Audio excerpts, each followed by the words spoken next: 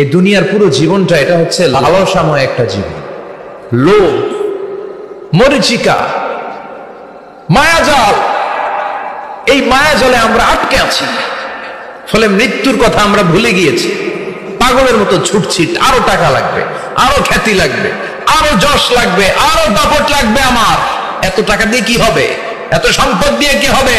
এত ব্যস্ততা দিয়ে কি হবে? তোমার স্টপ, থামুন, অনেক হয়েছে। আম্মা থামুন, take a rest and think about death. Think that you have to go back to your Lord. একটু বসেন না, একটু ভাবেন যে আমাকে চলে যেতে হবে, চলে যেতে হবে। এই কোলাহল, এই ব্যস্ততা, এগুলো থাকবে, থাকবো না আমি। সাইয়েদনা ওমর ফারুক বলেছেন, মুতু ক্বাবলা আন তামুতু, মরার আগে একবার মরো।